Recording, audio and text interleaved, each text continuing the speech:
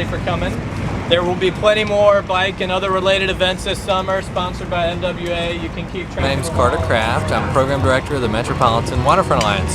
Today, we're hosting the 4th annual Missing Links Along the Hudson Tour, looking at all of the access opportunities that already exist along the Hudson River and the missing links that are out there too. One of the themes of this year's ride is not just being along the water, but getting to the water, which is why we're stopping at the High Line at 15th Street and 10th Avenue to hear about what's happening to reuse that old railroad right-of-way. And then in Jersey City, we'll be stopping at what's called the Pennsylvania Railroad Harsmith Stem Embankment, this other giant elevated thing, where advocates there are trying to work with the railroad to turn it into something like a linear botanic garden. Missing links, baby.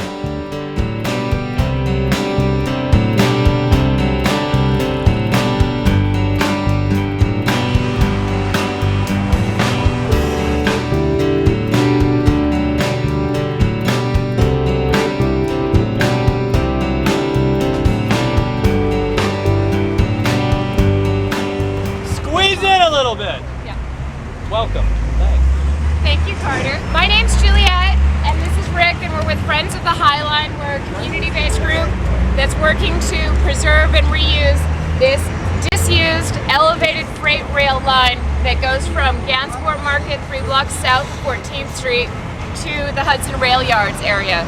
It goes a mile and a half through Manhattan. It's a beautiful Art Deco structure if you turn around and take a look at it. It's got some wonderful detail. It's steel and concrete. Our mission is, again, to preserve and reuse it. We intend, within the next few years, to see the High Line rail banked as part of the federal rail banking program. And right now we have a design competition on exhibition at Grand Central where 150 panels are on display with bold new visions for the reuse of the High Line. The biggest challenge to creating access to the waterfront is real estate. People look at real estate as private property, as something that they can control, who comes on, who comes off, who passes through, but in reality the waterfront is different. The waterfront is subject to something called the public trust doctrine.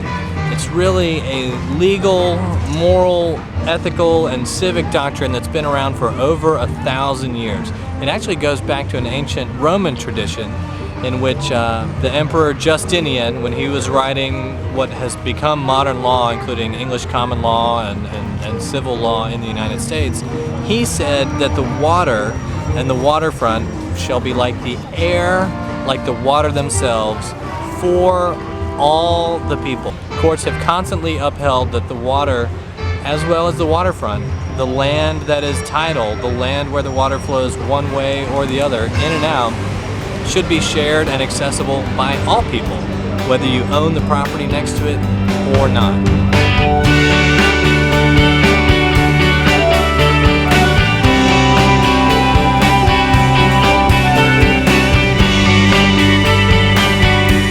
Good morning, everyone. Good morning! Welcome to the Harlem Piers again.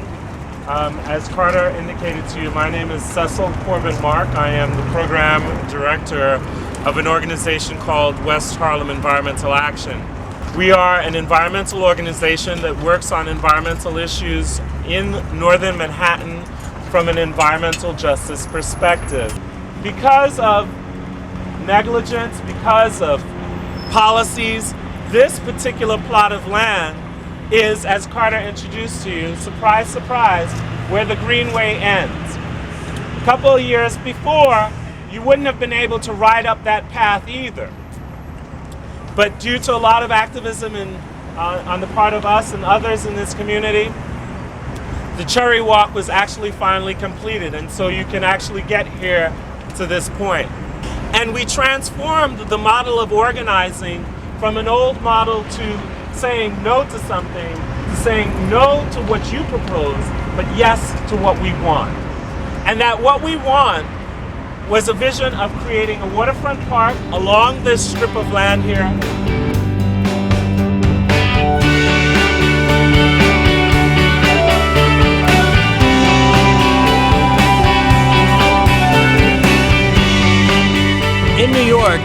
creating waterfront access is almost easy, because in Manhattan, the entire shoreline, with a very small number of exceptions, the entire shoreline is owned by the government. It's owned by the people. It's owned by the public sector. We can create access almost instantly where we can create political will. Just on the opposite shore in New Jersey, through Bergen and Hudson counties, including Bayonne, Jersey City, Hoboken, Weehawken, West New York, Guttenberg, and Fort Lee, that same stretch of waterfront, the equivalent to Manhattan, is actually split up amongst 9 municipalities. So little by little, the Hudson River Waterfront Walkway is coming into being as what used to be railroad property is redeveloped mostly by real estate types for residential housing, some office space, some public space. So the way it happens is, as a new development is built, they have to include the waterfront walkway as part of their plan in order for them to get their permits from the Department of Environmental Protection to build along the waterfront. So we've missed many of the missing links already, and we're about to go through one delicately right through here, so it's probably easiest if you walk through, and then we'll continue south.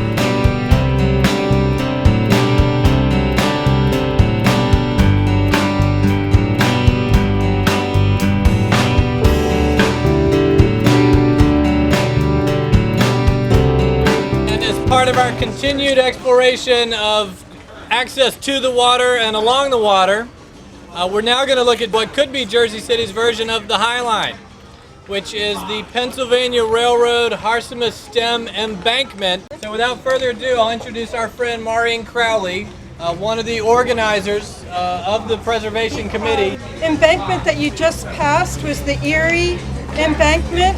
The Erie Railroad once had a terminal at the end of that.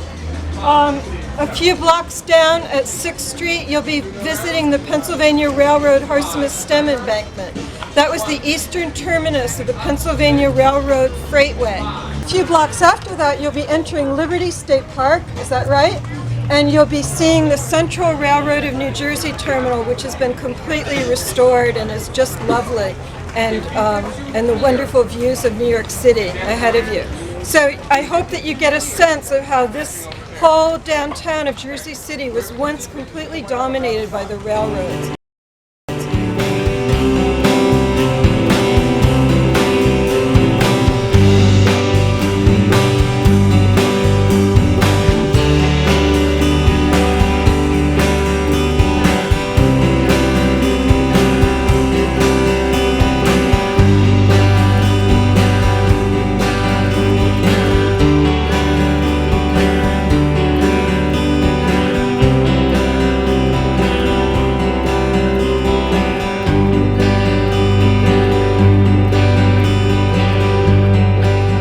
Creating access at the water's edge, you create open space, you create recreation opportunities, you can create economic development.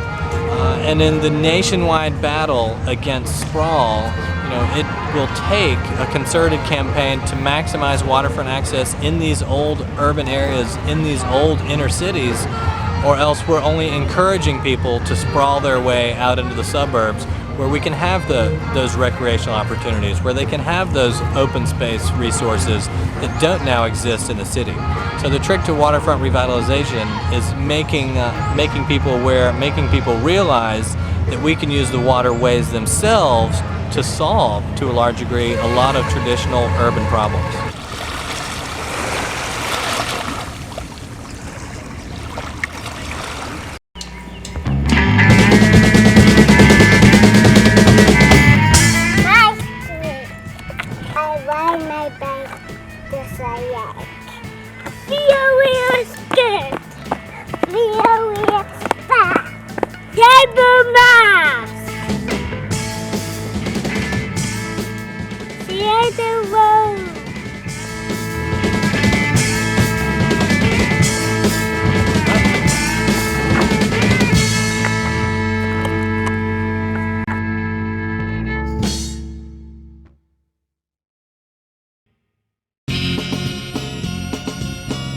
You are watching bikeTV, your #1 source for cycling news and information. To learn more about the show, please visit our website at www.biketv.org.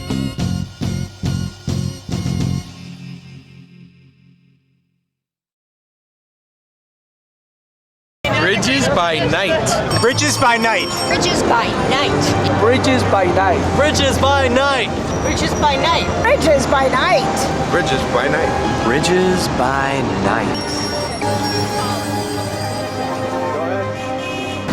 Bridges by night. Bridges by night. Bridges by night.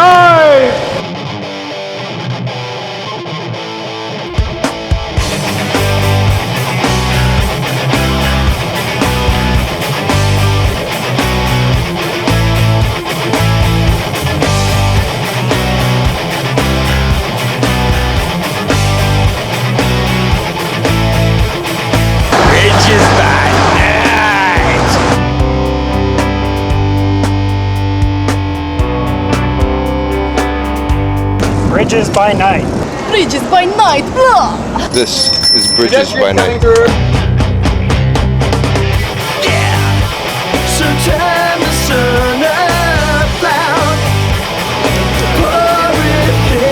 by night. Bridges by night! Bridges by night! Hey! It's getting pretty! Did you get sunset? Isn't it beautiful? With the camera, yeah. See where the cops in the car we got them. Wonderful, wonderful. Leaving Queens, going to Brooklyn. And there's good lighting here, Gary, so you don't have to worry. Oh, really? Yeah. Okay. You look good. Thanks. Bridges by night? Yes. That's Yes. where we are. Yes? Yes. Yes.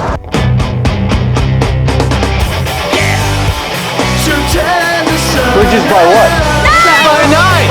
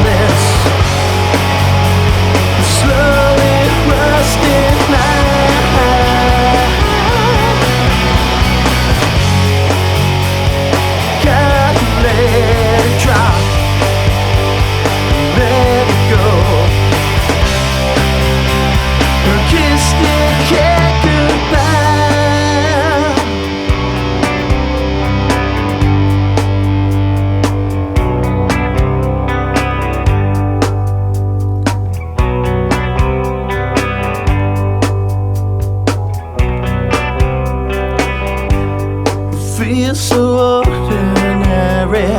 Won't wipe the gray from my bones. Smash this pane of frost tonight. Yeah. So turn the sun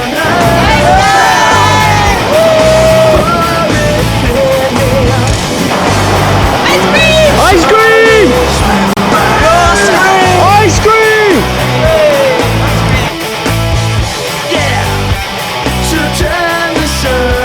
Ice cream. Go get it.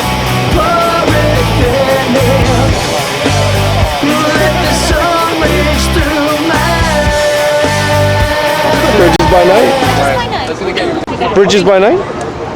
Bridges by night? Bridges by night? Bridges by night? Night. I can't wait to see this on bikeTV.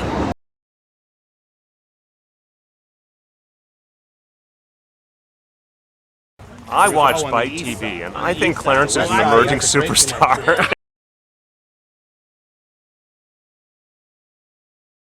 I think having bikeTV on cable is great. That's good. Thank you. Now, here's just what I love riding a bike. I try to ride every Saturday, anywhere depending on the time, 30, 40 miles. Sometimes my daughter plays soccer out on Long Island. I ride out there, up to the Bronx. Today I'm going to circumnavigate Brooklyn, and it's heaven. So more bike paths and making New York more bike friendly is something I agree with as both a senator and a citizen.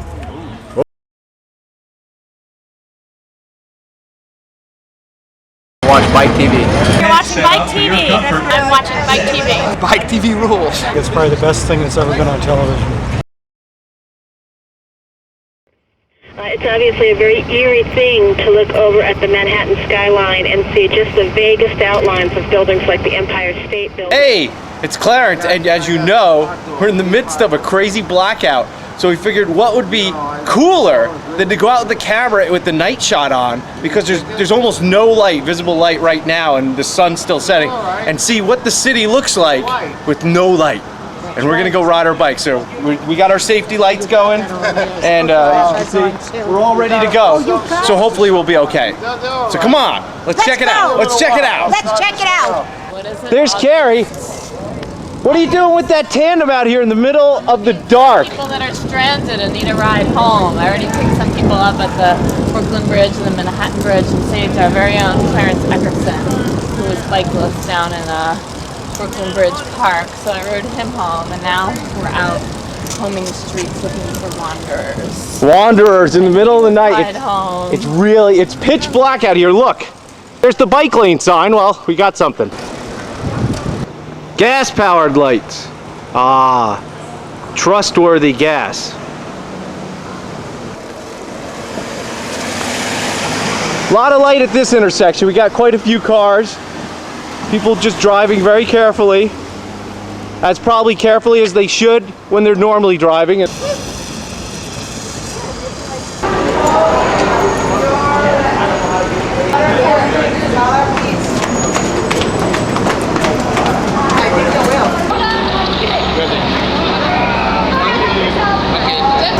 There's some light. This bus is not in service, but there's plenty of people on it. Hi guys, here we are near the Manhattan Bridge pedestrian bike path, which at 9 o'clock on a normal night would only have a few people trickling off, and we have hundreds. We have a torrent of people with bicycles walking. Somewhat pandemonium, but as most New Yorkers are, very relaxed in their pandemonium, and almost taking some of this in stride. Pretty amazing. Even though the cars are, it's a lot of gridlock, the cars are being very careful, and they can't go anywhere, so there's a lot less honking. Yeah, no, I feel sorry for all these people coming off the bridge, having walked from Midtown or wherever. They only had a bike. We've been walking since 59th Street. 59th, me too. I got here, got my bike, and now I'm riding around. Oh, you're right. How'd you get there? Down Broadway? Down Broadway. Yeah. Yeah. How is it now? How many? There's still a lot of people on the. It's packed out there. It's packed. Yeah.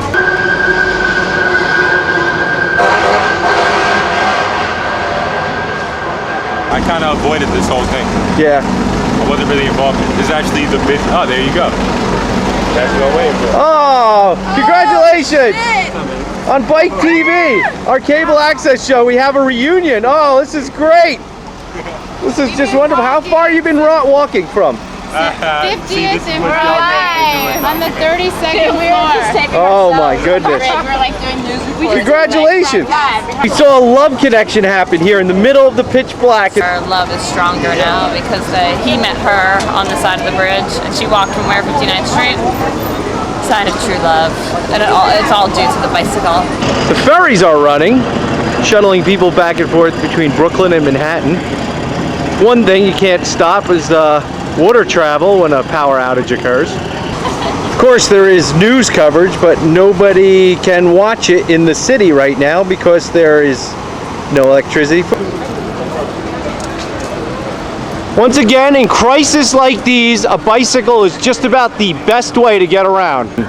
All kinds of blinky lights and things to see in the dark. It's very extraordinary, this tour by bicycle.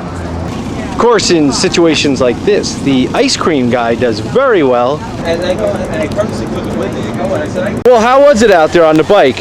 The bike, it was the only way to go tonight. Only way to go. It's me, my friend, cruising in and out, the ambulances, cop cars, people walking everywhere. I said, excuse me, a lot. You know, I'm a gentleman. I got this shirt from Robert Parrish, the chief himself.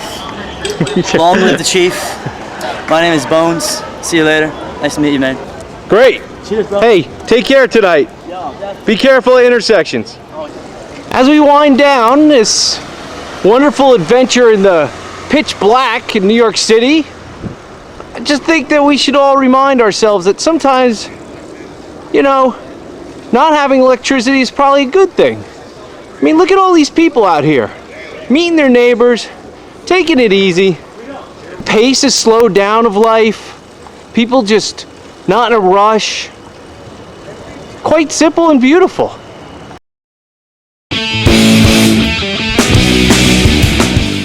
Hey everybody, it's Rob Rowan, the Cycle Disciple. I'm here at the Wachovia Cycling Series for a very, very important event. It's the U.S. Pro Championships. Today we're going to give away a Stars and Stripes jersey for the first American across the finish line. So the race has already begun, and I've got some great clips for you. So here it is, and here we go. First off, let's take a look at the map. This is a map of Philadelphia, and those of you who are familiar with it will recognize the Schuylkill River running down the middle of it. That's the blue line. Those of you who are familiar with bike racing will notice the thigh-busting pain in the lower part there. See that little bump? That's a little cross-section there, and that is nothing little. It's the Manayunk Wall. Most riders will maybe get through that 1 or 2 times. Today, the professionals will do it 10 times. The total race is 156 miles. This area right here is a very important part of every long bike race. It's called the pits. This is an area to their left here where the riders come in and they grab bags full of food, water, and other goodies that'll keep them going along this very, very long course. All these folks over here are support people. Some of them are mechanics, some of them are massage therapists, and others are coaches. They're all giving good information to these guys and letting them know. And look at how easy their job is. They don't have to ride, they just kind of sit around.